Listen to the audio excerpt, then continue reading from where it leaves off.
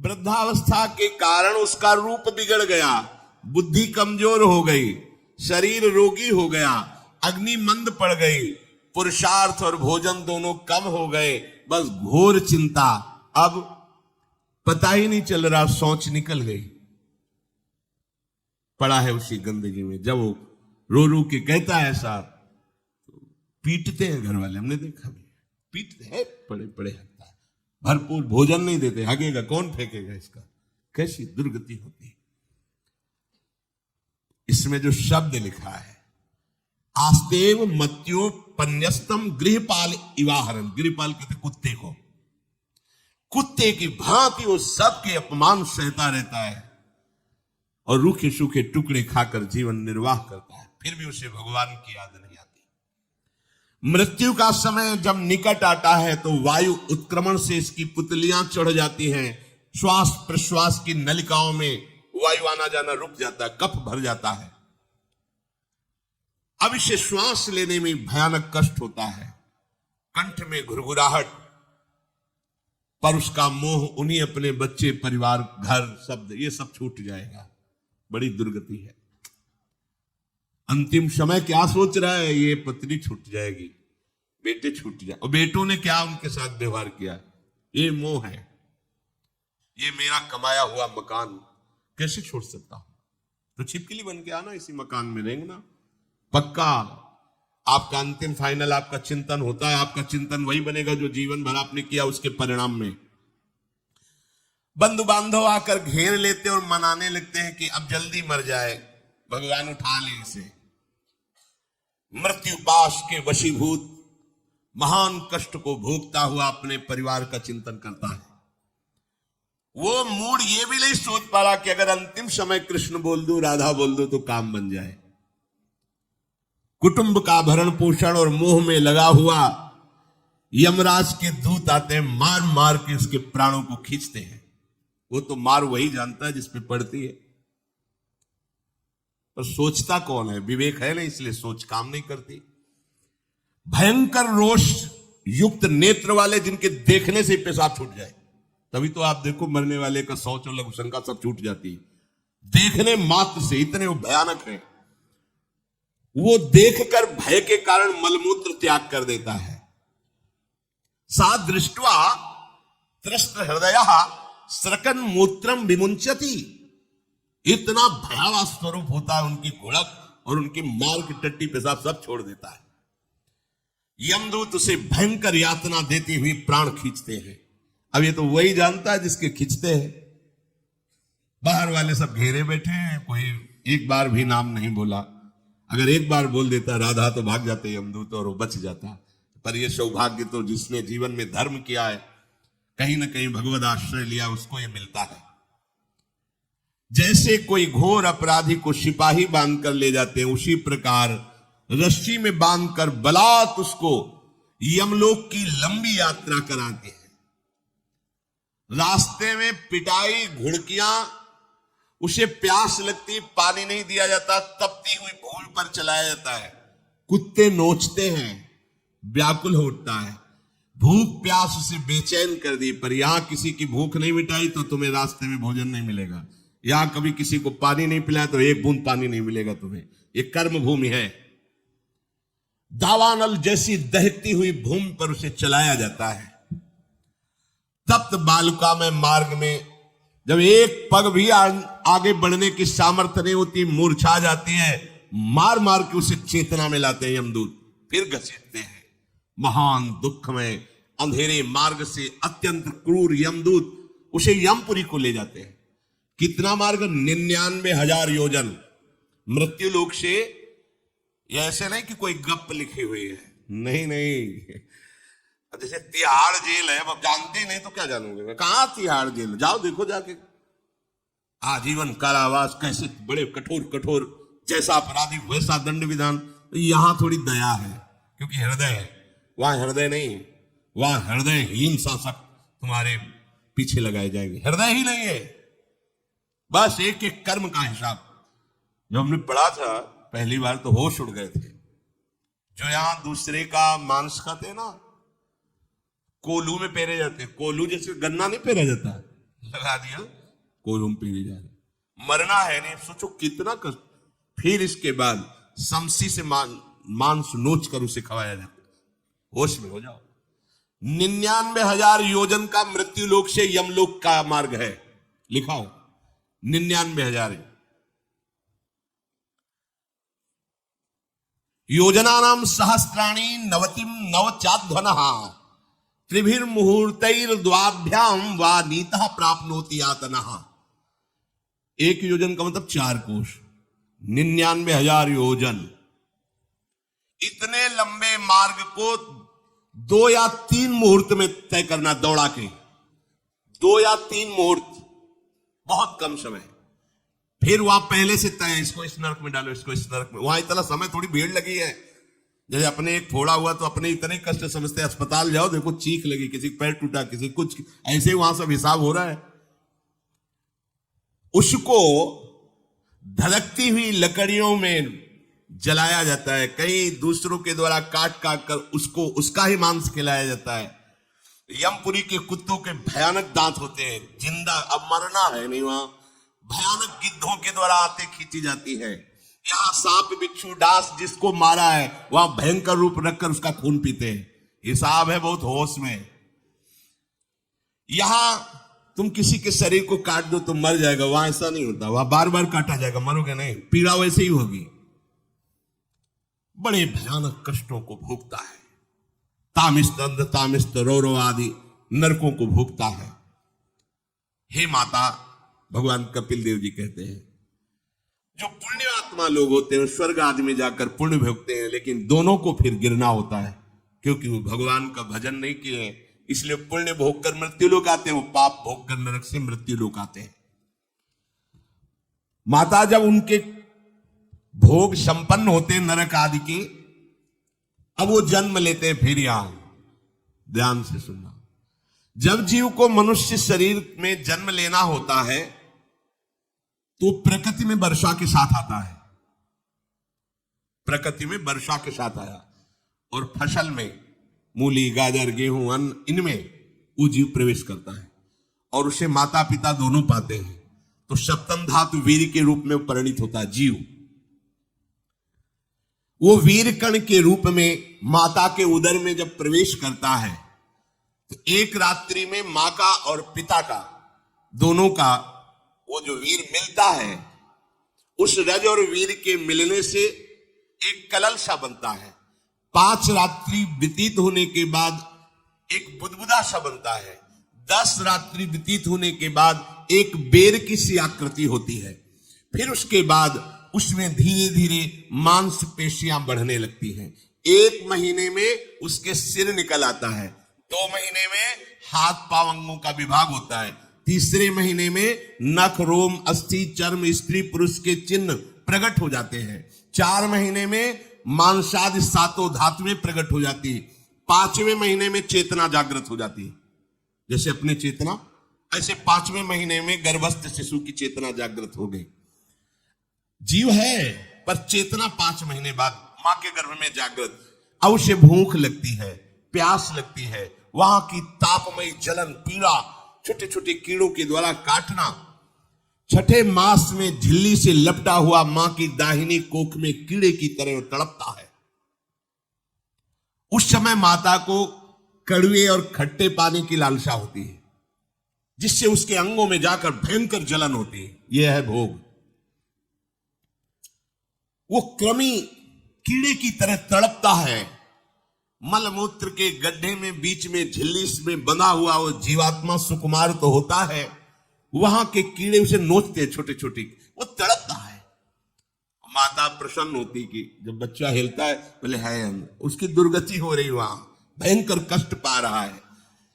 ऐसा क्लेश होता है कि क्षण क्षण में बेहोश होता रहता है। माता के खाए हुए कड़वे तीखे गरम नमकीन रूखे खट्टे यही पदार्थ पाने की इच्छा होती है माता, क्योंकि उसको भोग भोगना है। उसके कोमल शरीर में भयानक पीड़ा होती है जब माता ऐसे पदार्थ खाती है।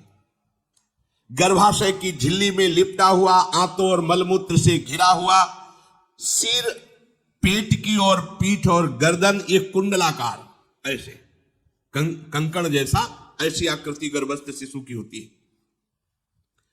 पिंजड़े में बंद पक्षी के समान पराधीन, ना तो वो हिलडुल सकता है ना बोल सकता है, बड़ा असमर्थ दुख को भोग रहा है, चेतना पूरी है। इसी समय भगवान द्रवित होकर उसे ज्ञान देते हैं, गर्भस्थ शिशु को, सबको।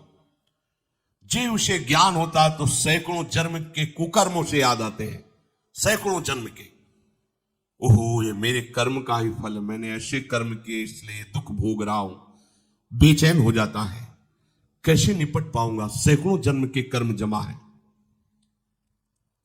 अब महान अशांति उसके हृदय में, उस शरीर में भयंकर पीड़ा। कुंडलाकार शरीर है, हिल भी नहीं सकता है, बस कीड़े काटते हैं, बड़ी तड़पन, बड़ी जलन, भूख प्यास की जलन। अब एक और भयानक जलन हुई, उसे स्मरण हो जाता है कई जन्मों के, सैकड़ों जन्मों के पाप कर्मों का। 7वां महीना आरंभ हुआ कि ज्ञान का उन्मेष हो गया। अब प्रसूति वायु उसे चला रही है, तड़पता है वो। सप्त धातु में स्थूल शरीर से बंधा हुआ वो जीव भयभीत होकर के पुकारता है, अगर कोई भगवान है तो एक बार मुझे यहां से निकाल दे। वो विनय करता है भगवान से,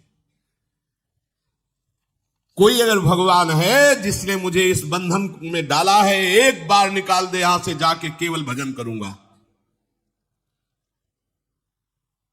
जीव कहता, जंतुरुवाच तस्योपसन्नमवितुम जगदिच्छयात् नाना तनोर्भुवि चलच्चरणारविंदम सोहम ब्रजामि शरणम रकुतो भयम में एने दृशी गतिरदर्श सतोनुरूपा। हे प्रभु, मैं बड़ा अधम हूं। ये ज्ञान भगवान की तरफ से गर्भस्थ शिशु को होता है। देखो, स्वयं वो इतना कष्ट पा रहा है, फिर जब आप गर्भ हत्या करते हैं तो आपका पाप कितना बड़ा होगा, सोचो। सब माताओं से विनय है, संयम से रहो, सावधान रहो। ये हत्या ऐसी नहीं कि तुम्हारे दान पुण्य से क्षमा हो जाएगी। ये जो भ्रूण हत्या है, गर्भ हत्या है, बहुत बड़ा पाप है। आप लोग अज्ञान के कारण इसको ध्यान नहीं देते, इसे खिलवाड़ समझते हो। कितना ज्ञान है। बेटी ही मां है, बेटी ही बहन है, बेटी ही पत्नी बनती है, बेटी ही किसी के जीवन को धारण करने वाली बनती है। और आपने गर्भ में देख लिया बेटी है, तुम स्वयं मां होकर उसका साथ दे रहे हो, उसका नष्ट करने के लिए। हमारी तो बात ही समझ में नहीं आती, क्या बुद्धि भ्रष्ट हो गई। अगर पुरुष का इतना महत्व है तो बेटियां ना हो तो तुम्हारी कौन सी गति होगी, सोचो जरा। जीना मुश्किल हो जाएगा तुम्हारा। तुम पुरुष किस काम के रह जाओगे। तुम्हारा अर्धांग काट दिया जाए तो तुम कैसे होगे। ये स्त्री स्वरूप अर्धांग है। जिस घर में मां बहन नहीं है, स्त्री स्वरूप नहीं, श्मशान जैसा वो होता है। ध्यान दीजिए, ये बहुत बड़ी गलती है जो अपनी बेटियों की हत्या करते हैं। ये वो पाप है जो अक्षम्य अपराध है। स्त्री हत्या करना शास्त्रों में बहुत बड़ा पाप कहा गया है। फिर वो तो बच्चा है, बिल्कुल नहीं। जिनसे हो गया है, श्रीमद् भागवत का सप्ताह मूल संस्कृत से सुनो और भगवान से प्रायश्चित प्रार्थना करो कि हे नाथ, भूल से गलती हो गई, दूसरा कोई उपाय नहीं। ध्यान से समझ लीजिए, तुम्हारे भ्रूण हत्या गर्भ हत्या के पाप को नष्ट करने में एकमात्र श्रीमद् भागवत समर्थ है, दूसरा कोई नहीं। कोई दान पुण्य तीर्थ स्नान तुम्हें क्षमा नहीं कर पाएगा। यह ऐसा महापाप है। अगर हृदय में जलन करके और मूल संस्कृत के द्वारा पूरी 7 दिन में भागवत श्रवण की जाए नियम से, तो भागवत समर्थ है, इस हत्या के पाप से भी आपको मुक्त कर देगी। जिनके ऐसे हत्या हो गई हो करवा लो, नहीं तो बुद्धि आगे भ्रष्ट करके तुम्हें हरि गुरु से विमुख कर देगा। ये पाप ऐसा नहीं कि तुम्हें 2-4 माला घुमाने से क्षमा हो जाएगा। ये महत अपराध है। सबकी समझ में नहीं आता, समझ जाओ, नहीं तो आप जहां भी हो वहीं से भ्रष्ट कर देगा। यह अपराध नष्ट नहीं होगा, श्रीमद् भागवत की कृपा से नष्ट हो जाएगा। यह हमें बहुत विश्वास है। श्रीमद् भागवत सप्ताह की यह है ही महामहिम। प्रीति योनि को प्राप्त धुंधकारी को सीधे भगवत पार्षद स्वरूप देकर परम पद में आरूढ़ कर दिया, केवल 7 दिन की। मूल संस्कृत एक भी श्लोक नहीं छूटना चाहिए। अगर सप्ताहिकी का पारायण हो तो इस भ्रूण हत्या गर्भ हत्या से भी निवृत्ति मिल जाए। अब वो जीव भगवान को पुकारता है, मैं बड़ा नीच अधम हूं। भगवान, आपने जो मुझे गति दिखाई है तो मेरे कर्म के अनुसार ही है, आपका इसमें कोई दोष नहीं। हम लोग जब कष्ट भोगते तो भगवान से कहते हैं हमने तुम्हारा क्या बिगाड़ा। भगवान ने नहीं बिगाड़ा, तो खुद देख क्या बिगाड़ लिया अपना, करो पापाचरण।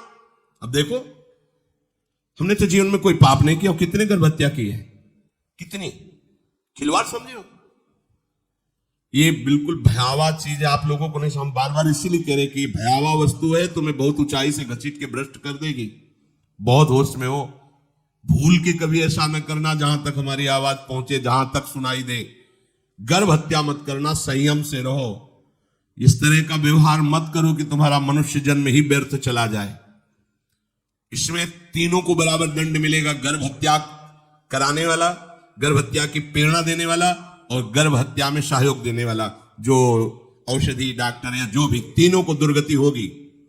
माता, पिता, प्रेरक और कर्ता। ऐसा नहीं कि आप डॉक्टर हो तो आपको गर्भ हत्या करने का अधिकार नहीं। आप डॉक्टर हो दूसरे के शरीर को स्वस्थ करके निरोग करने के लिए, हत्या करने के लिए नहीं। कोई भी हमारा संविधान ऐसा आदेश नहीं करता कि आप गर्भ हत्या कर दो। ना भागवतिक और ना भारतीय संविधान ऐसा संविधान आदेश नहीं करता। अब वो जीव कह रहा है कि प्रभु मेरे योग्य ही है, आपने जो मुझे दंड दिया है। मैंने सुना है कि आपकी शरण में जो आता है आप उसकी रक्षा कर लेते हैं। आपकी जो शरण में हो जाता है वो इस भूमि पर, भारत भूमि पर, विश्व पर निर्भय विचरण करता है। कोई उसे भय नहीं प्रदान कर सकता। प्रभु, मैं इस माता के उदर में माया का रहस्य न जानने के कारण ऐसे कर्म किए कि मैं आ गया हूं, बहुत दुख पा रहा हूं। हे निर्विकार अखंड बोध स्वरूप परमात्मा, मैं बार बार नमस्कार करता हूं। प्रभु, मेरे ऊपर कृपा कर दो, एक बार इस गर्भ से निकाल दो। मैं यहां से बाहर जाकर आपका निरंतर भजन करूंगा। ये वादा करके आए हम प्रभु से सब। प्रभु ने करुणा करके हमें चांस दिया है मनुष्य शरीर। प्रभु, मैं बहुत जन्मों से इस समय स्मृति आ रही, देख रहा हूं कर्मों में भटकता रहा आपसे विमुख होकर के। ये जो मुझे अभी ज्ञान हो रहा है केवल आपकी कृपा से तत्कालिक है। तत्कालिक, एक तत्कालिक वैराग्य होता है, जैसे कथा सुनी मन में आया कि अब तो भजन ही करना है। ये तत्कालिक है, स्थायी नहीं है। इसे स्थायी बनाओ। प्रभु, आप अंतर्यामी हो, आप सब कुछ जान रहे हो। तीनों तापों की शांति के लिए भक्तजन आपका भजन करते हैं। मैं देहधारी होकर जीव माता के उदर में मलमूत्र से रुधिर की झिल्ली में फंसा हुआ, माता की जठराग्नि के ताप से जल रहा हूं। प्रभु, एक एक क्षण में यहां विकल होकर केवल इंतजार कर रहा हूं कि किस समय मुझे यहां से निकाला जाएगा। दीन बंधु, यहां से कब मैं निकलूंगा।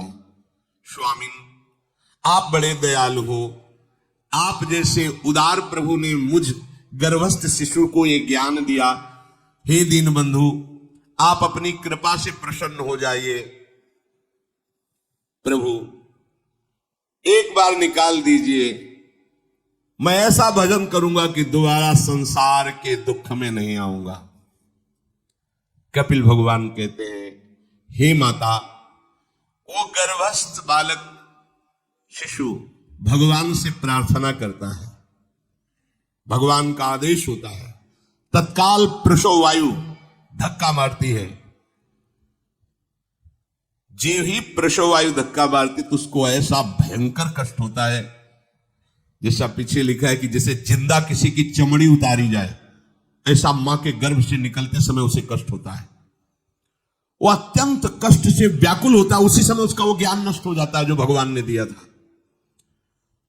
उस समय उसकी श्वास की गति रुक जाती, जैसे किसी का गला दबा दिया जाए तो कैसा लगेगा। ऐसे ही पूरी भागवती की स्मृति नष्ट हो गई।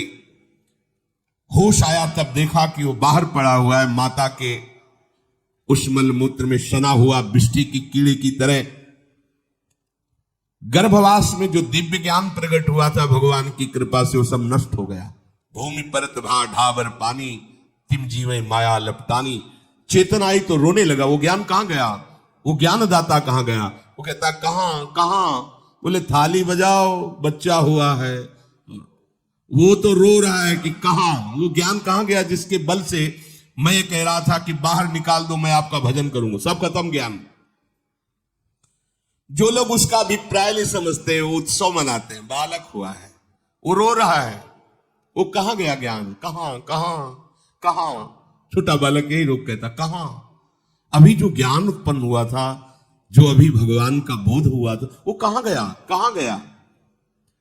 घर परिवार के लोग उसका पालन पोषण करते रहते हैं, उसमें कोई निषेध करने की शक्ति नहीं हो रही। मच्छर काट रहा है, दुख हो रहा है, हटा नहीं सकता बालक।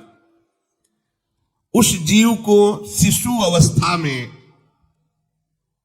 जब कपड़ों पे लिपेट कर ऐसे लिटाया जाता है तो इतना कोमल त्वचा होती कि कपड़े भी उसको, जैसे खुजलाहट है, पीड़ा है या जलन है, बिल्कुल कोमल त्वचा होती, कुछ नहीं कर सकता हो, पर रो सकता है। ना खुजलाने की, ना करवट बदलने की, ना उठने की कोई सामर्थ्य नहीं। बड़ा कष्ट पाता है बाल्यावस्था में, क्योंकि त्वचा बड़ी कोमल होती, दास मच्छर आदि जीव उसको काटते हैं। गर्भावस्था का कोई ज्ञान नहीं रहा, सिर्फ रोना ही रोना रहेगा। इस प्रकार उसकी बाल्यावस्था कटी, कौमार अवस्था आई, पौगंड अवस्था, इनमें वो खिलवाड़ में फंस गया। जैसे जैसे बड़ा होता जाता, चेतना, गुनगुना, ये कार, ये प्लास्टिक के ऐसे उनमें मगन है। देखो ना छोटे बच्चों को, अज्ञानवश इसकी ये अवस्था कट गई। बड़े भाग्यशाली ऐसे भी बच्चे हैं जो तुतला के बोलते हैं, उनकी मैया कहती राधा बोलो, राधा। देखो ये सौभाग्य, प्रणाम है उन माताओं को जो अपने बच्चों को भगवान नाम बुलाते हैं कि आप बोलो, श्री हरिवंश बोलो, राधे राधे बोलो। धीरे धीरे उसकी युवावस्था पहुंची। इस समय उसके अंदर एक भूत सवार होता है, जवानी का भूत है, ये सबके सवार होता है। अगर मंत्र चल रहा है तो भूत नहीं चढ़ेगा, नाम चल रहा है तो भूत नहीं चढ़ेगा, नहीं तो भूत चढ़ जाता है। ये कुछ भी करवा सकता है, भूत ही तो है ना। वैसे ही पंचभूत लिपट गए, ये ऊपर से जवानी का और भूत सवार हुआ तो जौवन ज्वर के ही नहीं बलकावा। जवानी में कोई भी ऐसा अपराध नहीं जो हो ना जाए। बड़ा भयानक इसमें स्वरूप होता है। इसमें केवल भोग, एक ही दृष्टि रहती है, भोग भोगना। अज्ञानवश जब भोगों की प्राप्ति में बाधा पड़ती तो भयंकर वो क्रोध करता है, शोकाकुल होकर हिंसा कर बैठता है। जैसी घटनाएं सुनने को मिलती है, राक्षसी घटनाएं, ये भूत है जवानी का। जहां कामना में बाधा पहुंची, क्रोध में वो समझ नहीं पाता कि मेरे जैसा ही प्रिय शरीर उसका है जो मैं वर्ताव कर रहा हूं। जैसे जैसे देह बढ़ता जाता है, पुष्ट होता जाता है, वैसे वैसे भोग वासना और अभिमान बढ़ता जाता है। वो काम परवश होकर अपना नाश करना शुरू कर देता है। यौवन, वो फिर खोटी बुद्धि वाला वैसे ही पाप करने लगता है जिन पापों के कारण उसकी दुर्गति हुई थी, नरक आदि की, और मां के गर्भ में आया।